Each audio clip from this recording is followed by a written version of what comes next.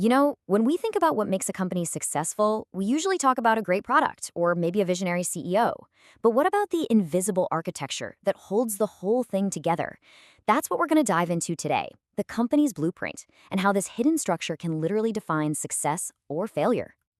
So, to get us started, let's look at a high stakes, real world example. South African Airways, or SAA.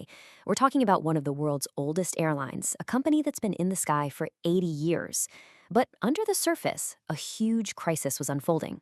And the question on everyone's mind was, how on earth could they pull out of this nosedive? To give you a sense of just how bad things were, get this.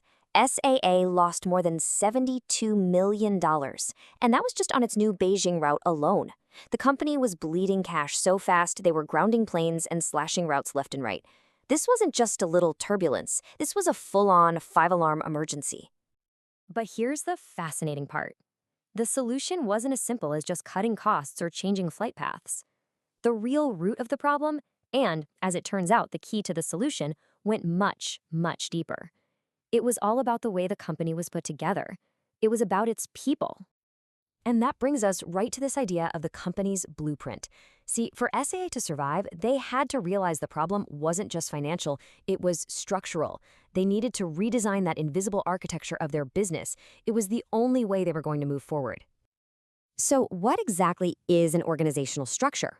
Well, put simply, it's the formal map of a company. It's all about who does what and, just as importantly, how all those different jobs and people connect with one another to actually get things done. And the really cool part is how flexible this all is. Think about it like you're building a castle with a set of blocks. If you and I had the exact same set of blocks, we could build two completely different castles, right? Well, it's the same for managers. They can take the same basic elements and assemble them to create vastly different kinds of companies. That final blueprint, it's their choice. So, what are these blocks that every manager gets to play with? It really boils down to three essential building blocks, three key decisions that ultimately shape any organization. First step is specialization. You have to decide who's going to be an engineer and who's going to be in sales. Next is departmentalization. Okay, now how do we group these people? Let's put all the engineers together in an engineering department. And finally, you've got hierarchy. Who gets to make the final call? This is where you decide that the head of engineering reports to the CEO. These three decisions, that's the foundation of any company's structure. All right, now that we know the building blocks, let's see how they can be put together in two totally different ways. It's a tale of two companies, a legacy giant trying to reinvent itself, and a modern innovator that pretty much threw the entire rulebook out the window. Let's jump back to SAA. Their journey was, well, it was long and it was tough. After a really nasty labor dispute back in 2005, it was obvious something fundamental had to change.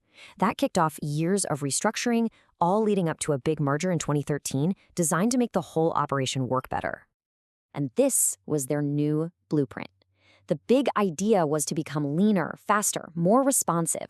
By simplifying all those layers of management and retraining their staff, they could react quicker. And by actually giving employees a voice and focusing on teamwork, they hope to improve the incredible coordination it takes to run an airline safely. So SAA moved towards a flatter, more modern structure. But what if a company took that idea and just ran with it to the absolute extreme? What if you just got rid of all the managers? Now, let's look at something completely different.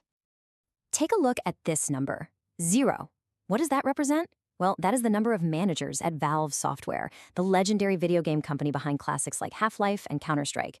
That's right, over 300 employees and not a single traditional boss among them. This quote from their own employee handbook just says it all. The company's co-founder, Gabe Newell, makes it crystal clear he is not the boss. See, at Valve, they believe that in a creative industry that's always changing, managers and strict procedures can actually slow you down and get in the way of innovation. So what does life at a bossless company actually look like? Well, it's pretty wild. Employees get to choose which projects they want to work on. Their desks have wheels so they can literally just roll over and form a new team anytime. Everyone gets to be involved in hiring. Oh, and yeah, they all go on a tropical vacation together every year. The entire structure is built for one thing: total creative freedom. Okay, let's put these two blueprints side by side because this really makes the difference pop. SAA flattened its hierarchy, but a hierarchy definitely still exists. Valve, on the other hand, has none. They call it Flatland. At SAA, decisions are still mostly top-down, just with more employee input now. At Valve, totally decentralized. SAA worked hard to improve its flexibility, but for Valve, its entire structure is flexibility. So, after seeing these two extremes, which blueprint is better? The truth is, there is no single right answer. This is the key. The right structure isn't about being flat or hierarchical. It's about being effective for your specific goals. The best structure is always a strategic choice. It completely depends on what your company is trying to achieve, how big it is, and the environment it operates in. A dynamic, creative software company like Valve needs a structure that fuels constant innovation. But a massive, complex logistics operation like an airline, it needs a structure that guarantees safety, coordination, and efficiency above all else. And that brings us to the most important takeaway of all.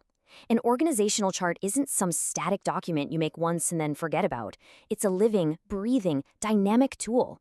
It has to constantly adapt to new challenges and new opportunities, just like we saw with SAW's incredibly difficult but totally necessary transformation. So I'll leave you with this final thought. Every single organization you're a part of, your job, your team, even a local club, it has a structure, whether it's written down or not. So the real question you have to ask is that structure actually helping you achieve your goals? Is it built to win?